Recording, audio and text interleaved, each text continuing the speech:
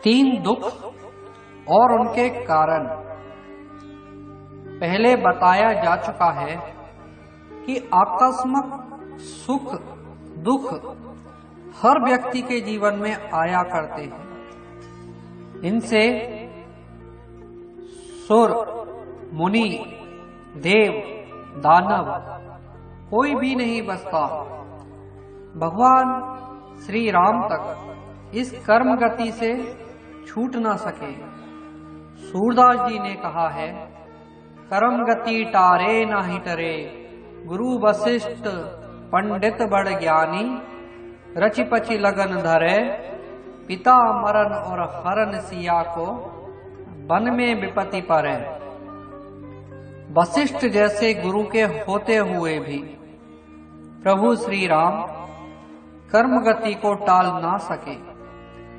उन्हें भी पिता का मरण, सिया का हरण एवं वन की विपत्तियां सहन करनी पड़ी।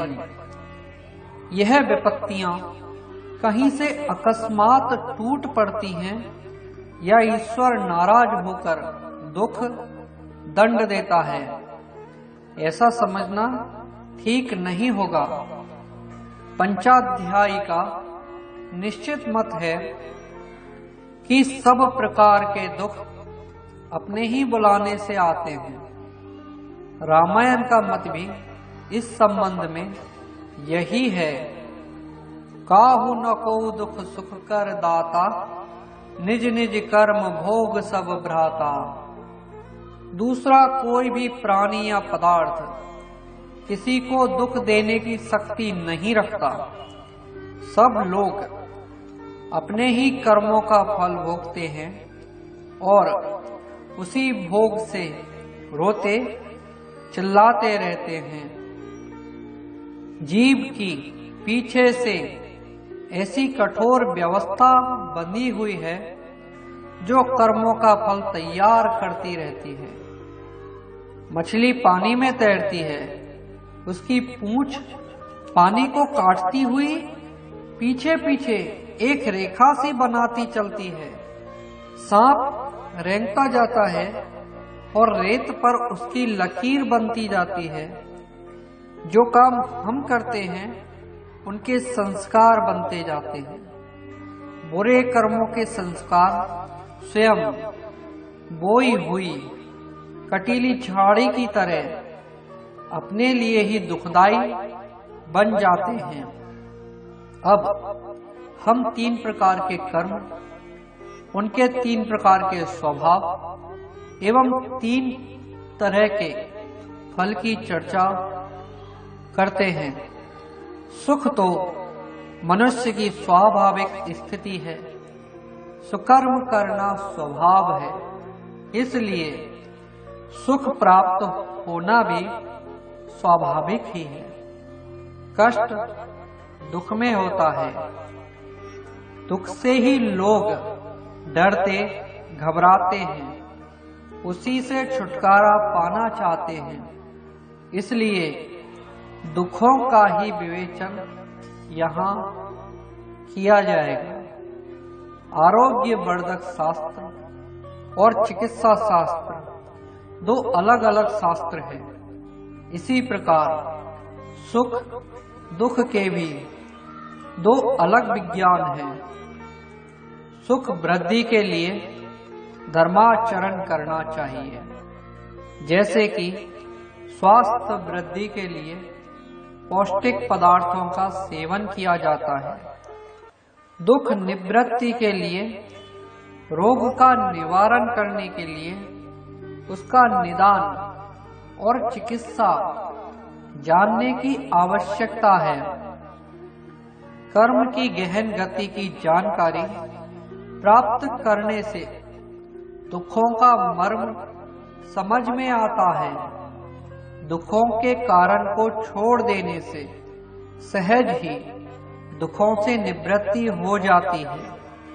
आइए अब हम दुखों का स्वरूप आपके सामने रखने का प्रयत्न करते हैं। दुख तीन प्रकार के होते हैं।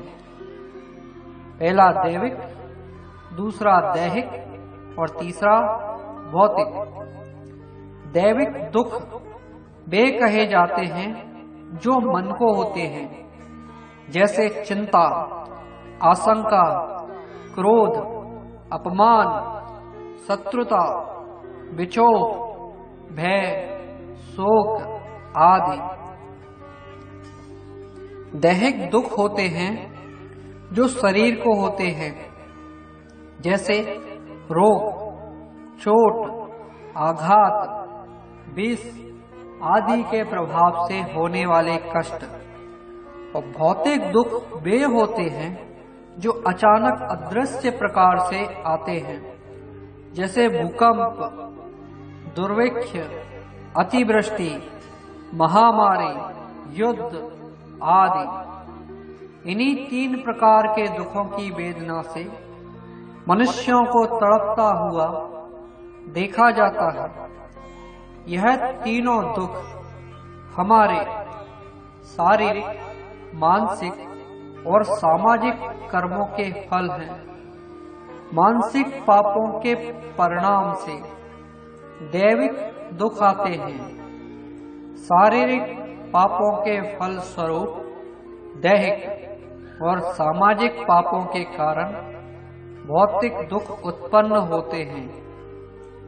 दैविक दुख मानसिक कष्ट उत्पन्न होने का कारण वे मानसिक पाप हैं जो स्वेच्छा पूर्वक तीव्र भावनाओं से प्रेरित होकर किए जाते हैं, जैसे ईर्ष्या, कृतज्ञता, छल, दंभ, घमंड, क्रूरता, स्वार्थपरता आदि। इन कुविचारों के कारण जो वातावरण मस्तिष्क में घुटता रहता है, उससे अंतः चेतना पर उसी प्रकार का प्रभाव पड़ता है जिस प्रकार धुएं के कारण दीवार काली पड़ जाती है या तेल से भीगने पर कपड़ा गंदा हो जाता है।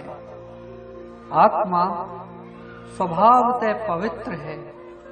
वह अपने ऊपर इन पाप मूलक कुविचारों, प्रभावों को जमा हुआ नहीं रहने देना चाहती। वह इस फिक्र में रहती है कि किस प्रकार इस गंदगी को साफ करूं।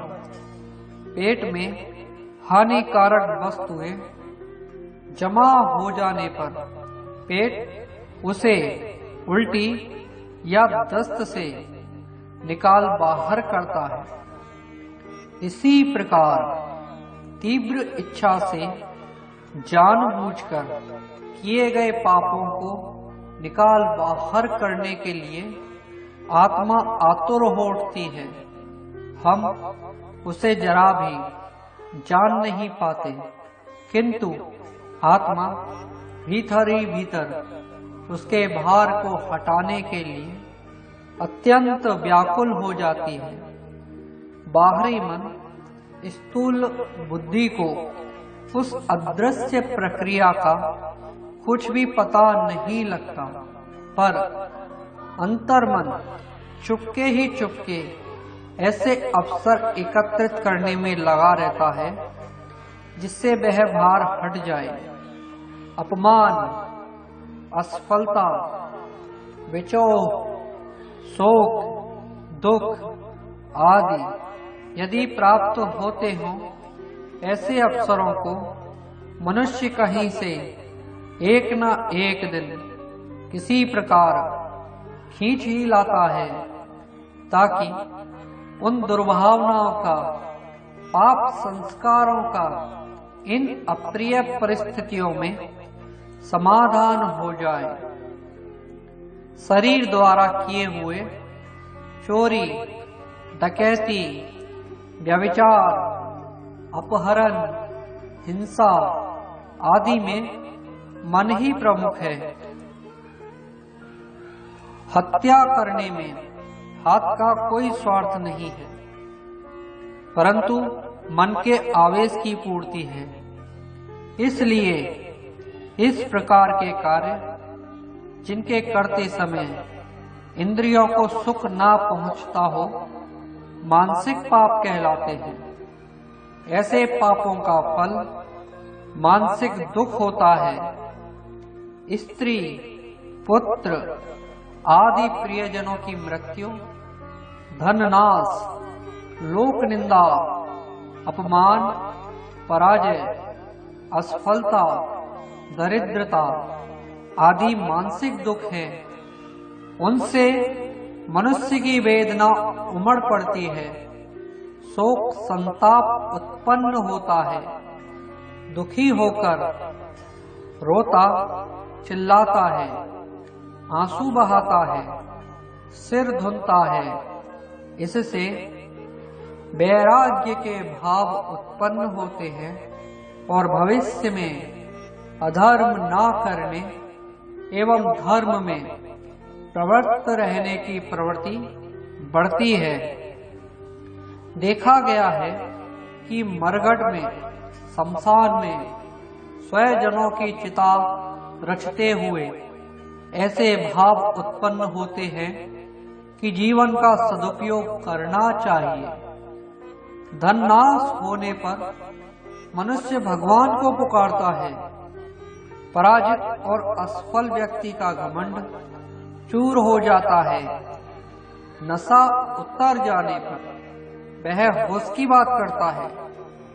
मानसिक दुखों का एकमात्र उद्देश्य मन में जमे हुए ईर्ष्या, कृतज्ञता, स्वार्थपरता, क्रूरता, निर्दयता, छल, दम्भ, घमंड की सफाई करना होता है।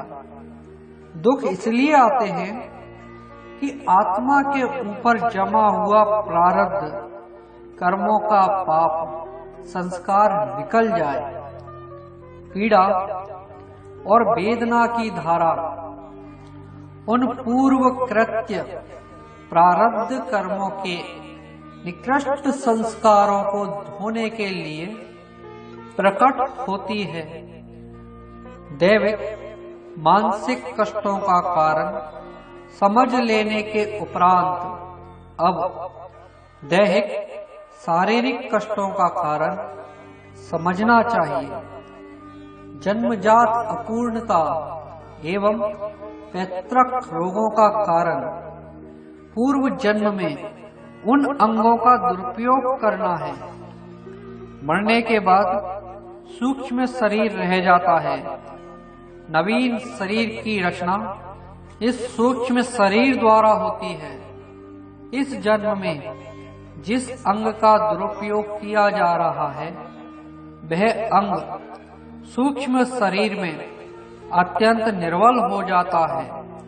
जैसे कोई व्यक्ति अति मैथुन करता है तो सूक्ष्म शरीर का वह अंग निर्बल होने लगेगा।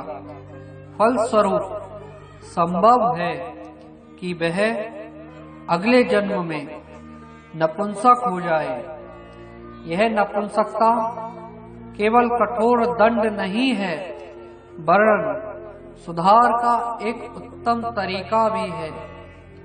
कुछ समय तक उस अंग को विश्राम मिलने से आगे के लिए वह सचेत और सक्षम हो जाएगा। शरीर के अन्य अंगों के शारीरिक लाभ के लिए पापपूर्ण, अमर्यादित अपव्यय करने पर आगे के जन्म में वे अंग जन्म से ही निर्बल या नष्ट प्राय होते हैं। शरीर और मन के सम्मिलित पापों के शोधन के लिए जन्मजात रोग मिलते हैं या बालक अंगभंग उत्पन्न होते हैं। अंगभंग या निर्बल होने से उस अंग को अधिक काम नहीं करना पड़ता, इसलिए सूक्ष्म शरीर का वह अंग विश्राम पाकर अगले जन्म के लिए फिर तरोताजा हो जाता है। साथ ही मानसिक दुख मिलने से मन का पाप भार भी घुल जाता है। मानसिक पाप भी जिस शारीरिक पाप के साथ घुला मिला होता है, वह यदि राजदंड, समाज दंड या प्रायश्चित द्वारा इस जन्म से शोधित ना हुआ तो अगले जन्म के लिए जाता है। परंतु यदि पाप केवल शारीरिक है या उसमें मानसिक पाप का मिश्रण अल्प मात्रा में है, तो उसका शोधन शीघ्र ही शारीरिक प्रकृति द्वारा हो जाता है। जैसे नशा पिया, उन्माद आया, विष खाया, मृत्यु हुई, आहार विहार में गड़बड़ी हुई, बीमार पड़े। इस तरह शरीर अपने साधारण दोषों की सफाई जल्दी जल्दी कर लेता है और इस जन्म का भुगतान इस जन्म में कर जाता है। परंतु गंभीर शारीरिक दुर्गुण, जिनमें मानसिक जुड़ाव भी होता है, अगले जन्म में फल प्राप्त करने के लिए सूक्ष्म शरीर के साथ जाते हैं। भौतिक कष्टों का कारण हमारे सामाजिक पाप है। संपूर्ण मनुष्य जाति एक ही सूत्र में बंधी हुई है। विश्वव्यापी जीव तत्व एक है। आत्मा सर्वव्यापी है। जैसे एक स्थान पर यज्ञ करने से अन्य स्थानों का भी वायुमंडल शुद्ध होता है और एक स्थान पर दुर्गंध फैलने से उसका प्रभाव अन्य स्थानों पर भी पड़ता है। इसी प्रकार एक मनुष्य के कुत्सित कर्मों के लिए दूसरा भी जिम्मेदार है। एक दुष्ट व्यक्ति अपने माता पिता को लज्जित करता है, अपने घर व कुटुंब को शर्मिंदा करता है। वे इसलिए शर्मिंदा होते हैं कि उस व्यक्ति के कामों से उनका कर्तव्य भी बंधा हुआ है। अपने पुत्र, कुटुंबी या घर वाले को सुशिक्षित, सदाचारी ना बनाकर दुष्ट क्यों हो जाने दिया? इसकी आध्यात्मिक जिम्मेदारी कुटुंबियों की भी है। कानून द्वारा अपराधी को ही सजा मिलेगी, परंतु कुटुंबियों की आत्मा स्वयमेव शर्मिंदा होगी, क्योंकि उनकी गुप्त शक्ति यह स्वीकार करती है कि हम किसी भी हद तक इस मामले में अपराधी हैं। सारा समाज एक सूत्र में बंधा होने के कारण आपस में एक दूसरे की हीनता के लिए जिम्मेदार है। पड़ोसी का घर जलता रहे और दूसरा पड़ोसी खड़ा खड़ा तमाशा देखे तो कुछ देर बाद उसका भी घर जल सकता है। मोहल्ले के एक घर में हैजा फैले और दूसरे लोग उसे रोकने की चिंता ना करें तो उन्हें भी हैजा का शिकार होना पड़ेगा। कोई व्यक्ति किसी की चोरी, बलात्कार, हत्या, लूट आदि होती हुई देखता रहे और सामर्थ्य होते हुए भी उसे रोकने का प्रयास ना करे तो समाज उससे घृणा करेगा एवं कानून के अनुसार वह भी दंडनीय समझा जाएगा। ईश्वरीय नियम है कि हर मनुष्य स्वयं सदाचारी जीवन बिताए और दूसरों को अनीति पर ना चलने देने के लिए भरसक प्रयत्न करे। यदि कोई देश या जाति अपने तुच्छ स्वार्थों में संलग्न होकर दूसरों के कुकर्मों को रोकने और सदाचार बढ़ाने का प्रयत्न नहीं करती, तो उसे भी दूसरों का पाप लगता है।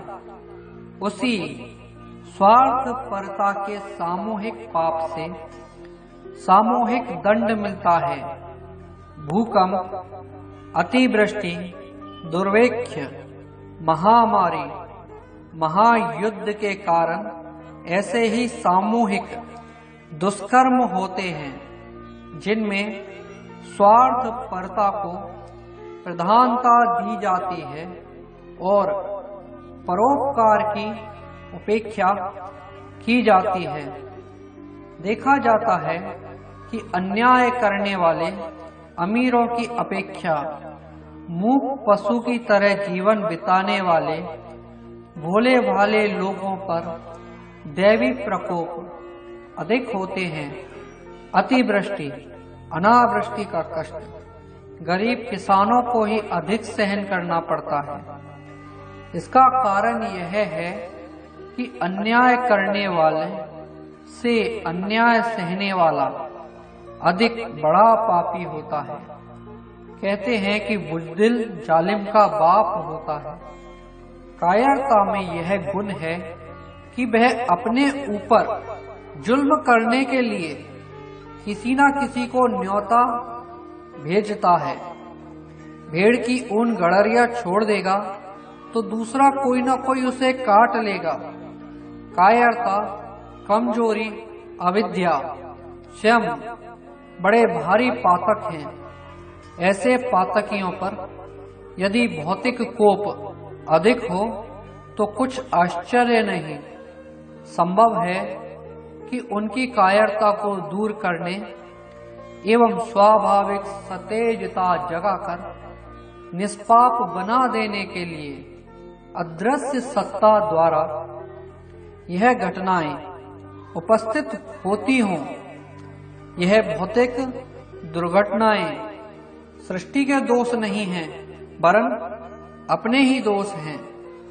अग्नि में तपाकर सोने की तरह हमें शुद्ध करने के लिए यह कष्ट बार बार कृपा पूर्वक आया करते हैं और संसार को जोरदार चेतावनियां देकर सामाजिक निष्पापता बढ़ाने का आदेश दिया करते हैं। दैहिक भौतिक दुखों का कुछ विवेचन पहले किया जा चुका है। अब हम इसी श्रृंखला के अंतर्गत यह बताएंगे कि किस प्रकार के पाप पुण्यों का फल कितने कितने समय में मिलता है। धन्यवाद।